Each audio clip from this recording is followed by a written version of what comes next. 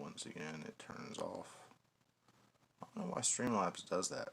It always makes my phone go black as soon as I turn it on. I bet I'm already streaming. Yep. Alright. What's up, guys? Today we're going to talk a little bit about world and American politics and how fucking stupid it is.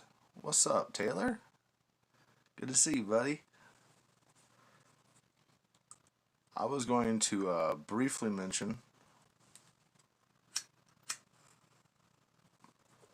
the Minnesota murder of a black man, a homeless man. We saw in Canada recently a little white girl get stomped to the ground because she was a stormtrooper and was carrying a plastic blaster. And we see an unarmed black man who isn't resisting get his throat kneed until he can't breathe and then dies. I'm pretty good, buddy. Broke as all get out, but that's how it goes. Good to see you. Hopefully everything's going well up there in Canadian land. There's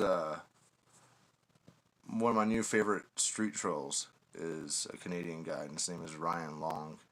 He has a lot of good interviews of people in New York during the coronavirus. Pretty funny. Anyways,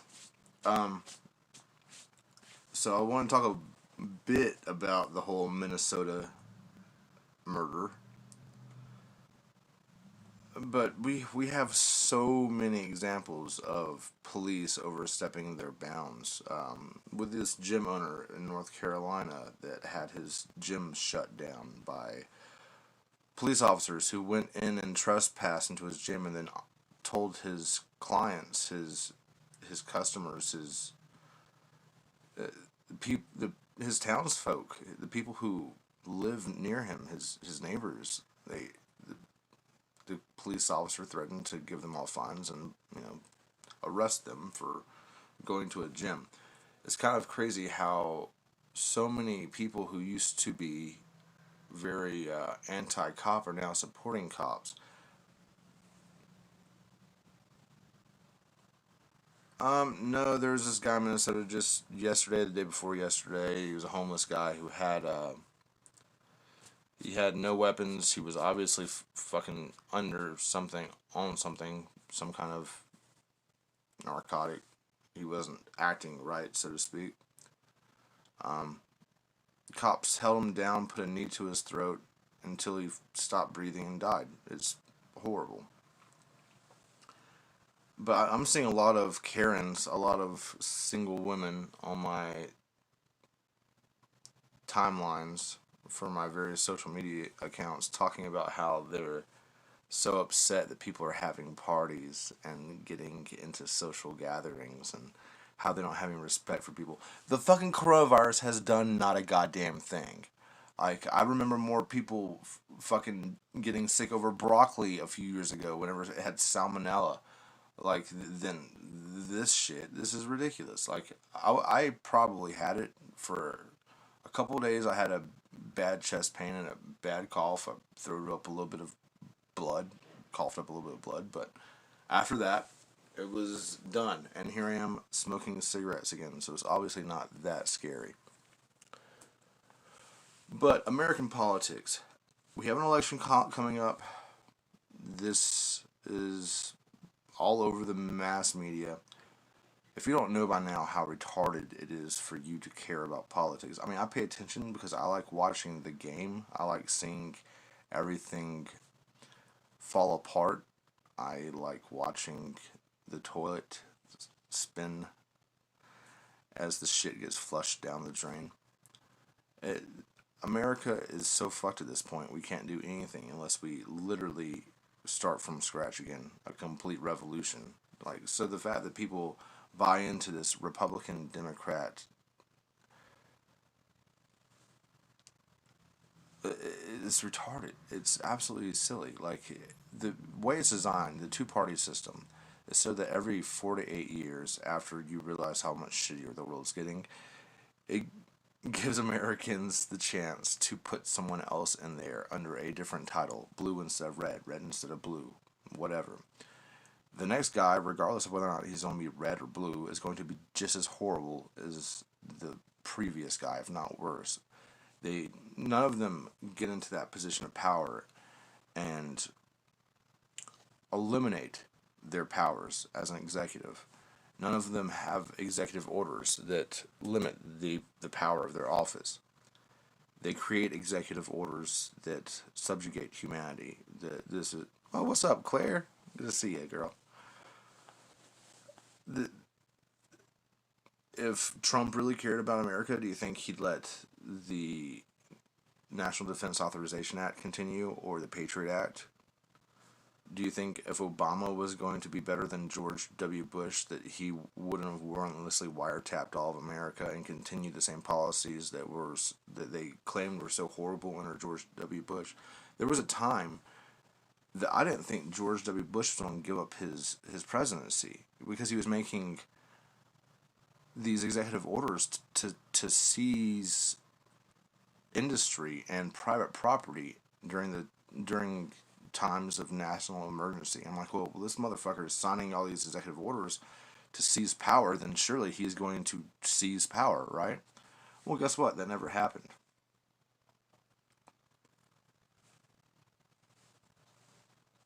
Oversight positions. Trump has been systematically dismantling the U.S. government oversight positions. Oh, oversight positions. Well, yeah, with things like, I mean, I'm a pretty big environmentalist guy. I'm pro environment, and Trump has, definitely allowed a lot of these Environmental Protection Act policies to fall by the wayside. So there's, rivers have been dirtier, et cetera, et cetera. And you can't even claim that Trump has a good economy anymore because there's like 14 million unemployed Americans. But basically, this two-party system is designed to trick you so that every 4 to 8 years you feel like you're getting something new, but really you're just getting the same old repackaged bullshit. It's just two sides of the same coin. It's just the red and the blue pillar, the Joachim and Boaz. There is no. And the independent party is not some secret middle pillar, some yellow ladder to enlightenment. There is no good party in the American political party. Everyone's bought and sold. Everyone's blackmailed. The lobbyists run everything. The entrenched, deep government bureaucrats that have, they're career bureaucrats. These people, like, they stay the same. And everyone builds on everyone else's power. And I realized back in the day, after George W. Bush didn't seize power, that these people were just building these blocks one on top of the other, all these different executive orders and laws and statutes, etc. Decrees, royal decrees. They were just building this up for the eventual Senator Palpatine, the eventual Dark Lord of the Sith. He's going to actually use all his powers and create a dystopian one world government, which is it looks like what it's heading towards with our American political system. If you still vote, then you're just feeding into the system. Stop voting. If every American stopped voting, our political system would grind to a halt. I guarantee you they would just make up votes and say people were voting. But no one should cast a vote for any politician because they're just giving credence to the system. They're embellishing the idea that Americans actually trust the government. They don't anymore. They haven't since 9/11. And the fact that the whole globe has basically shut down because of a virus that doesn't kill anybody, it's nuts. We never shut down over the flu or Ebola. Ebola was fucking scary. Like, that's an actual virus. Something's not right here, kids. Something doesn't make sense. Even normies are starting to get paranoid about this shit. Even the muggles. They realize how ridiculous this is. And because of what happened in Minnesota with the cop squashing the guy in his throat, you had all these riots that popped up overnight in Minnesota, and as they should have. Just yesterday, a video popped up. It was a news guy out in Wisconsin, and he had a mask on, and he was talking about how no one was practicing social distance outside. Everyone was going to the beach and having fun. And he was ridiculing the population, saying that they didn't care for their own safety or the safety of their friends and family.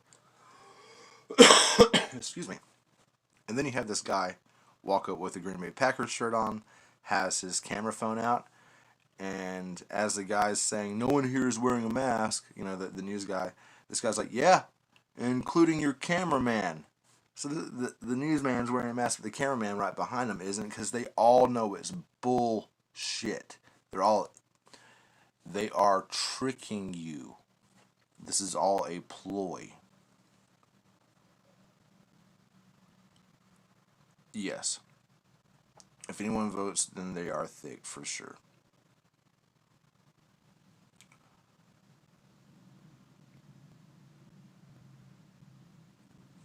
They are definitely creating fear, and they're sparking racial tensions, and they are creating.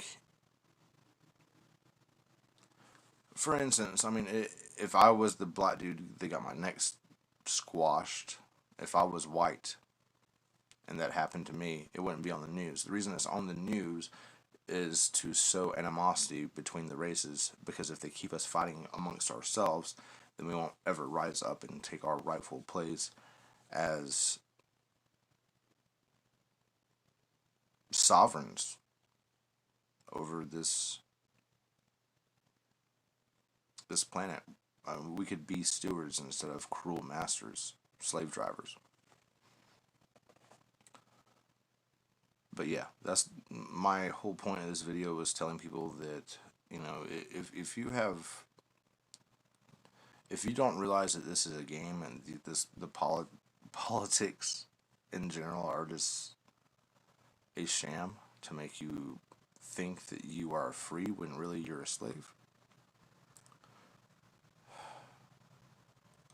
I believe, I know a lot about politics. I used to be very into it. It was one of my hobbies, kind of like football is to some Americans. Until I realized it was all a joke. It was all a show to distract you. The people who are really in control aren't the people who you're voting for. The people who really have all the money aren't the people who appear in Forbes magazine. You can't Google search their net worth. There's a veil pulled over America when it's going to finish. This time doesn't happen like we think it does. It happens all at once. And because of causality and choices and free will, it happens all at once across the multiverse. So an unlimited number of realities where anything that could happen through choice happens. Whether this is, the fluctuation of one quark going from up to down state, which is how quantum computers work. Or this is something as dramatic as humans never having come into existence because the Earth didn't form, because the sun didn't form, because there was more antimatter than matter in the young universe. The multiverse contains within it the possibility of all things happening. Because of that, changes that are made to our timeline only affect us in this, what I would call, multiverse prime. I'm under the opinion that people who are conscious co-creators and able to influence the flow of the river, so to speak, the cosmic force, if you will, I'm under the impression that these people don't die until they absolutely have to die. I believe that whenever a decision is made that results in the end of their life, then they are shifted to a different alternate reality where the decision was made in the opposite. Because of that, it's impossible for Alice to ever know when it's going to finish because we have to choose when it finishes. She's along for the ride in this respect. She pushes us, makes changes, etc. But the changes that she has made have not altered biblical prophecy or the Gnostic texts that were uncovered in the Dead Sea Scrolls and the Nag Hammadi library. These things haven't changed.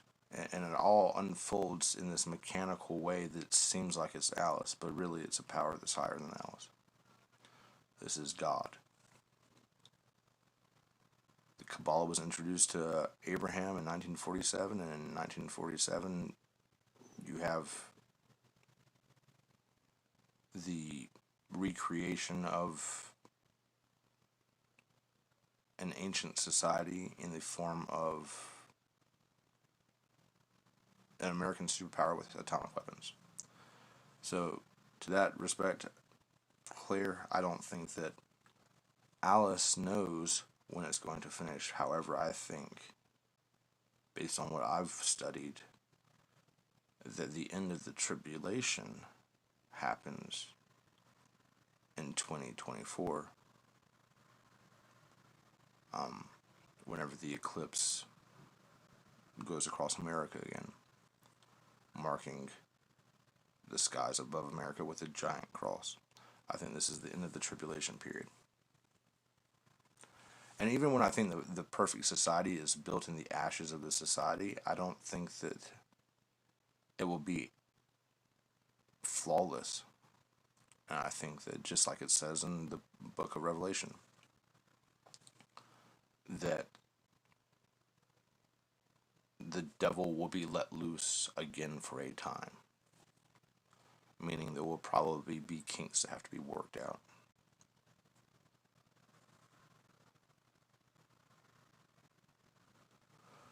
Well, it's certainly, how many books are in the Bible? Do you know, Claire? 66. The Ethiopian Bible does not have 66 books. What's up, Thomas? How's it going, buddy?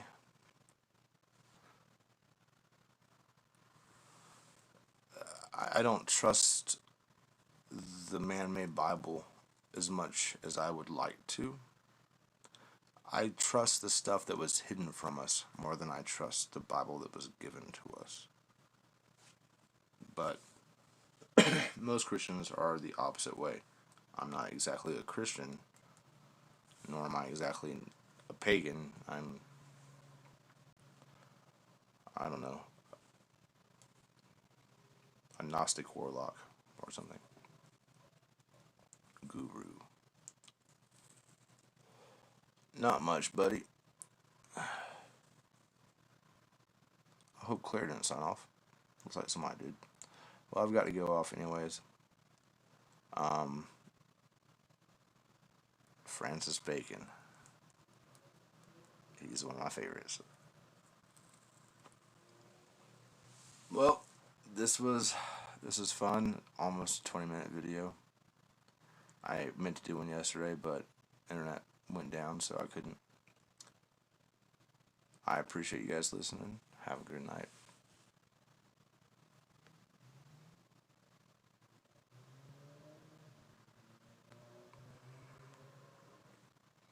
If I can figure out how this works. God dang it, it happens every time.